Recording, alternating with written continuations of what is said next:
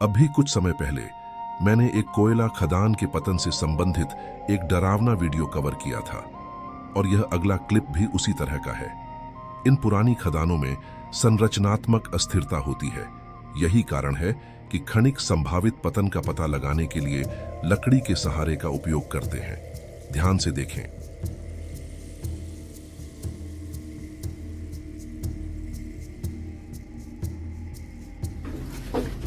Para arriba ya viene. Ahí ya no hay trapo para coger.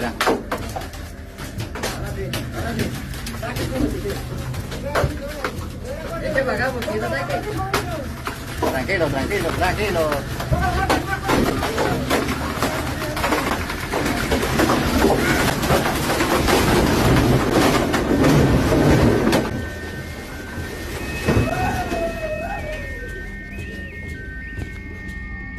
ऐसी स्थिति में हर second मायने रखता है। खनिकों को समझ में आ गया कि क्या हो रहा है और उन्होंने तुरंत सुरक्षित स्थान पर जाने में कोई समय बर्बाद नहीं किया। उनके त्वरित निर्णय ने निस्संदेह उनकी जान बचाई, क्योंकि उसके बाद पूरी खदान का वह हिस्सा ध्वस्त हो गया। इस क्लिप की उत्पत्ति स्पष्ट नहीं है, लेकिन कई लोगों का मानना है कि इसे दक्षिण अमेरिका में कहीं फिल्माया गया था। अगला वीडियो न्यूयॉर्क के क्वींस से है और यह हाल ही में अपलोड हुआ है, जिसने काफी ध्यान आकर्षित किया है। यह एक ऐसा हैरान करने वाला और चौंकाने वाला क्लिप है जो आपको यह सोचने पर मजबूर कर देगा कि ऐसा कुछ कैसे हो सकता है। संदर्भ देने के लिए, यह वीडियो एक NYPD अधिकारी को हाईवे पर एक मोपेड सवार को रोकने का प्रयास करते हुए दिखाता है।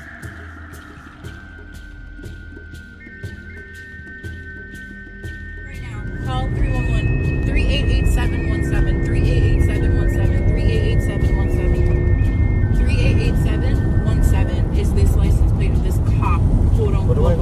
Look at this guy. Look at him. Oh my god, he's trying to hit him. Hello, and thank you for calling 311 in New York City. We're here Oh my to help. god. But if this Did you is see an that? emergency, please hang up and dial 911. Today, Sunday, alternate side parking and parking meter rules are suspended. Tomorrow, Monday, alternate side parking. Video में आप देख सकते हैं कि पुलिसकर्मी moped को रोकने की कोशिश कर रहा है। कभी कभी ऐसा लगता है कि वह सवार को पूरी तरह से सड़क से हटा देगा। यह स्थिति अजीब लग रही थी, इसलिए मैंने इसके बारे में और जानकारी लेने का निर्णय लिया। NYPD ने तब से एक बयान जारी किया है, जिसमें कहा गया है कि पूरे मामले की जांच की जा रही है, लेकिन अब तक कोई और अपडेट साझा नहीं किया गया है। एक बात ध्यान देने योग्य है कि ऐसी मोपेड आमतौर पर फ्रीवे पर चलाने की अनुमति नहीं होती। हालांकि मैं कानूनी जानकारी को लेकर पूरी तरह से निश्चित नहीं हूं।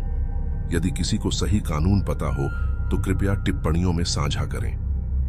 एक अन्य व्यक्ति ने उल्लेख किया कि पुलिसकर्मी ने पहले मोपेड सवार से रुकने के लिए कहा था, लेकिन उसकी बातों को अनसुना कर दिया गया। चाहे जो भी हो, यह स्पष्ट है कि सवार का कार्य जोखिम भरा था और पुलिसकर्मी का हस्तक्षेप केवल उस खतरे को और बढ़ा रहा था।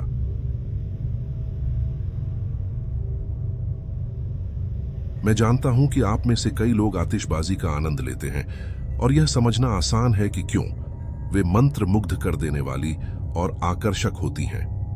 लेकिन यह अगला क्लिप एक आदर्श उदाहरण है कि यदि आतिशबाजी को सही ढंग से नहीं संभाला गया तो वे कितनी गलत हो सकती हैं।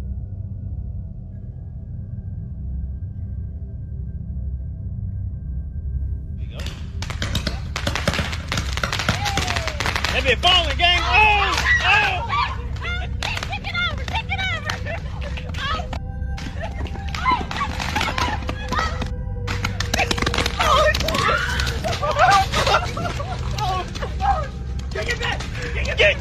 Get that! God damn!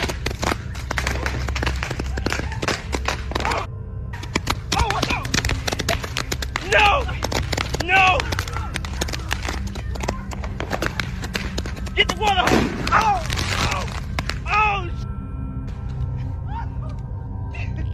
शुरुआत में सब कुछ ठीक लग रहा था जब उन्होंने आतिशबाजी लगाई, लेकिन खराब सेटअप के कारण उन्हें जलने के बाद गिरा दिया गया। इसके बाद पूरी तरह से अराजकता फैल गई। लोग आतंकित हो गए और उन्होंने देखा कि आतिशबाजियां विभिन्न दिशाओं में उड़ रही थीं, यहां तक कि उनके अपने घरों में भी जा रही थीं। लेकिन असली डर तब आया जब अंत में हिम्मत जुटाकर आतिशबाजियों को रोकने की कोशिश की, लेकिन वे उनके सामने ही फट गईं। सौभाग्य से कोई घायल नहीं हुआ, लेकिन यह घटना निश्चित रूप से उन लोगों के लिए डर और मनोरंजन का मिश्रण थी जो इसे देख रहे थे। यह अगला क्लिप चीन के शांक्सी प्रांत में स्थित यूलिन शहर से है, जो एक परिवार के लिए एक सामान्य दिन की तरह शुरू हुआ, वह जल्दी ही एक डरावनी घटना में बदल गया। मेरे नियमित दर्शकों को पहले से ही पता होगा कि इस तरह के क्लिप हमेशा एक मोड़ लेकर आते हैं।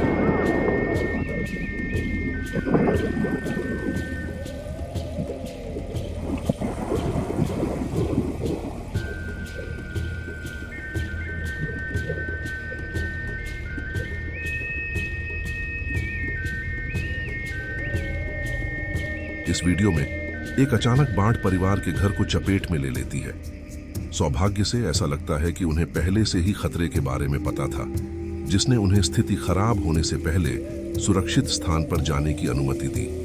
अचानक आई बाढ़ के वीडियो हमेशा एक भूतिया प्रभाव रखते हैं, क्योंकि आप कभी भी वास्तव में यह अनुमान नहीं लगा सकते कि स्थिति कितनी खराब हो सकती है। हाल ही में चीन ने अत्यधिक मौसम का अनुभव किया है, जिसके परिणाम स्वरूप कई लोगों की जान चली गई है। अगला वीडियो जापान से है और यह हाल ही में ऑनलाइन लहरें पैदा कर रहा है। यह फुटेज इतनी अजीब है कि यह अपने आप में ही सब कुछ कहता है।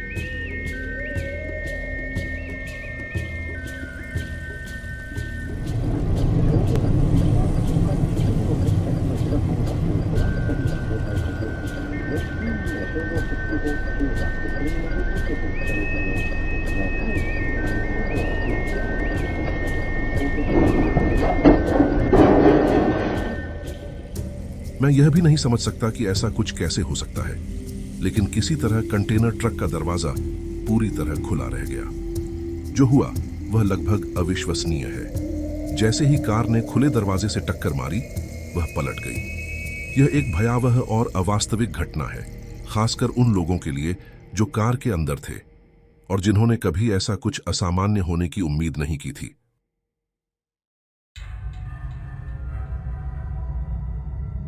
अब तक आप में से कई लोग भारत की सड़कों पर घूमने वाले हाथियों की राजसी उपस्थिति से परिचित हैं। मैंने पहले कई वीडियो दिखाए हैं, लेकिन आज एक और प्राणी सुर्खियों में आ रहा है। इस पवन देख की पवन काट के एप्पल से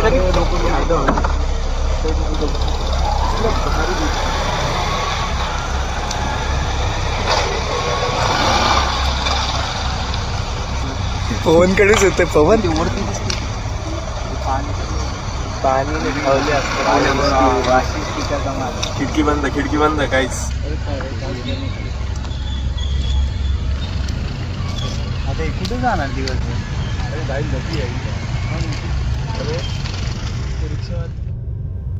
यह मगरमच्छ आराम से सड़क को अपनी जागीर समझता है।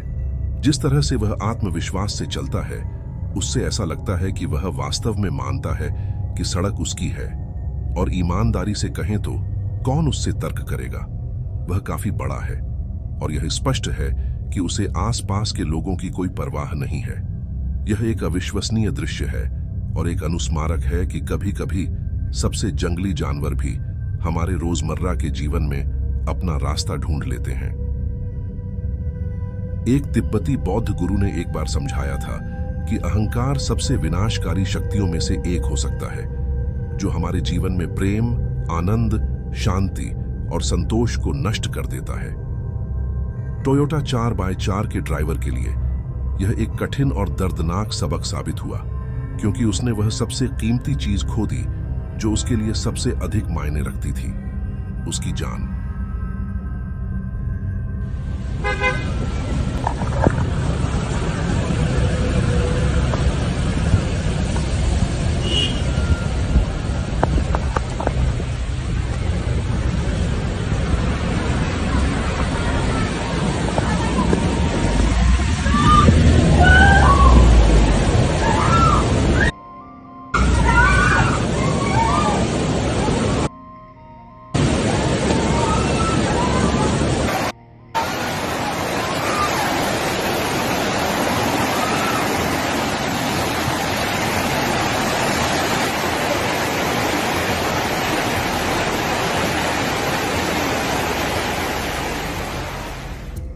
एक विनाशकारी भूस्खलन और बाढ़ ने उस क्षेत्र को प्रभावित किया, जिससे अधिकांश ड्राइवर अनिश्चितता में इंतजार कर रहे थे। यह नहीं जानते थे कि आगे क्या करना है। हालांकि अल्बर्टो यूरियल रोमरो मार्टिनेज ने अपने 4x4 टोयोटा पर भरोसा करने का फैसला किया। चारों ओर की अराजकता के बावजूद उन्होंने निकारागुआ की राजधानी के पास वेरा क्रूज में भारी बाढ़ वाली सड़क पार करने की कोशिश की। दुर्भाग्यवश प्रकृति की शक्ति ने वाहन को दबा दिया और वह गंभीर खतरे में पड़ गए। हालांकि उन्होंने अपनी जान बचाने के लिए कार से छलांग लगाई, लेकिन उनका प्रयास व्यर्थ रहा। बाद में उन्हें खोजने वाले अधिकारियों के अनुसार उनका साहसिक प्रयास भी पर्याप्त नहीं था, क्योंकि उन्होंने दुखद रूप से उनके निधन की पुष्टि की।